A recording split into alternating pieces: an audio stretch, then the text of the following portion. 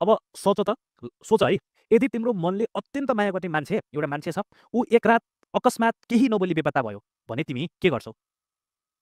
दमयन्तीको हालत पनि त्यस्तै भयो।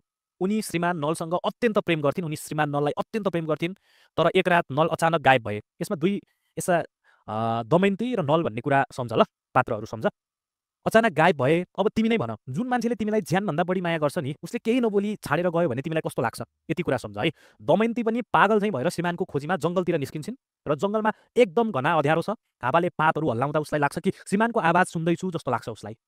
र फुल, बोट बिरुवा, लहराहरूसँग गुहार माग्छिन्, मेरो श्रीमान खोजिदेऊ, तिमीहरूले मेरो श्रीमान देख्यौ, तिमीहरूले मेरो नल देख्यौ भनेर सोध्छिन्, तर कसैले एन्सर दिँदैनन्, कसैले उत्तर दिँदैनन्। निकै पर हिँडेपछि उनी थाक्छिन्, थकाइ लाग्छ र पिपलको रुखमुनि सुत्छिन्।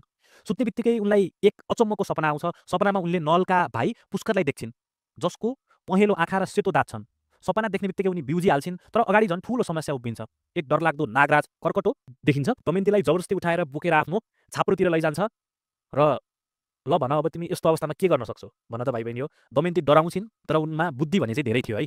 मुस्कुराएर मिठा कुरा गरेर झुक्क्याउँछिन्, खाना पकाउन लगाउँछिन्, मदिरा खुवाइदिन्छन् र जब त्यो नसामा लट्ठ हुन्छ, दमयन्ती चुपचाप मदिरा जमिनमा पोख्छिन्, आगो लगाउँछिन् र त्यहाँबाट दगुर्छिन्।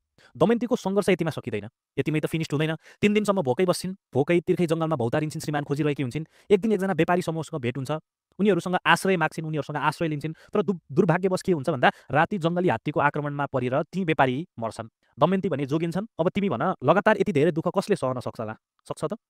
सक्दैन। अन्त्यमा दमयन्ती चेतीनगर पुग्छिन्।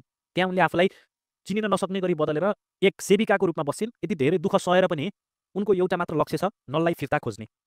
अब यो कथाले के बुझाउँछ, के देखाउन खोजेको छ भन्दा दमयन्ती प्रेममा मात्र गहिरो थिएन, दमयन्तीको प्रेम मात्र गहिरो थिएन, उनको आत्मबल, बुद्धि र साहस एकदम बलियो थियो, अदृश्य थियो। कथाले हामीलाई के सिकाउँछ भन्दा नारीहरू केवल प्रेम गर्न मात्र जन्मिएका छैनन्, उनीहरू आत्मरक्षा गर्न, सङ्घर्ष गर्न र आफ्नो अस्तित्व जोगाउन पनि सक्षम छन् है, क्यापेबल छन् है। समाजमा नारीमाथि अत्याचार भइरहे पनि उनीहरू कमजोर छैनन् है, उनीहरू एकदम शक्तिशाली छन्, बलवान छन्, उनीहरू जुझारु छन् भन्ने कुरा भनिएको छ। अब सोच त, यदि तिमी दमयन्तीको ठाउँमा हुने थियौ भने के तिमी यति धेरै दुःख सहन सक्थ्यौ? कमेन्ट गर ल है।